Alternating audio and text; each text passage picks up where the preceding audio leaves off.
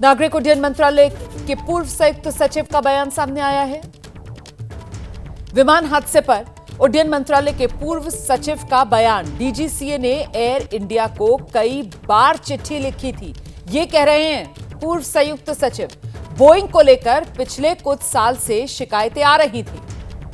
DGCA कई बार air India को पत्र लिख चुका था। सेफ्टी के मामले को लेकर कहां कमी रह गई, इसी को लेकर सवाल जो डीजीसीए की तरफ से एयर इंडिया से पूछे गए थे। तो ये पूर्व संयुक्त सचिव हैं,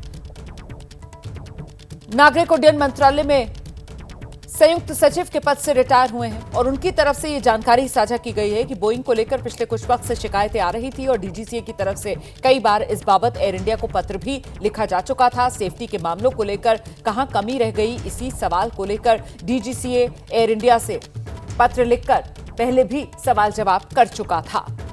तो कहीं ना कहीं मामला वही टेक्निकल फेलियर का अब जो सामने आ रहा है, क्योंकि ये तो साफ हो गया कि विमान ने उड़ान भरी और उड़ान भरने के लिए विमान को जिस तरीके की ताकत चाहिए थी और विमान को ताकत देने का काम जाहिर सी बात है विमान का इंजन करता है। किसी भी गाड़ी का इंजन होता है, वही गाड़ी को खींचने का काम करता है, वही गाड़ी को ताकत देता है। लेकिन यहां इस विमान के वो इंजन ही ऐसा लगा जैसे फेल, क्योंकि विमान ऊपर उठ ही नहीं पाया। विमान देखते ही देखते नीचे की तरफ आ गिरा।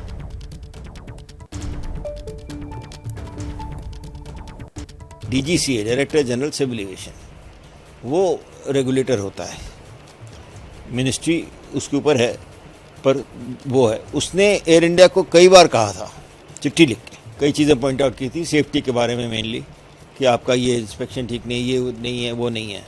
तो ये तो हो चुका है, कितना इम्प्लीमेंट हो रहा था, कितना इतनी इतनी बड़ा वर्ल्ड है, उसमें कहाँ कमी रह गई, कौन सी एयरलाइन में रह गई, वो तो अब इन्वेस्टिगेट करेंगे। इसके लिए सब लोग आ रहे हैं, मैंने सुना।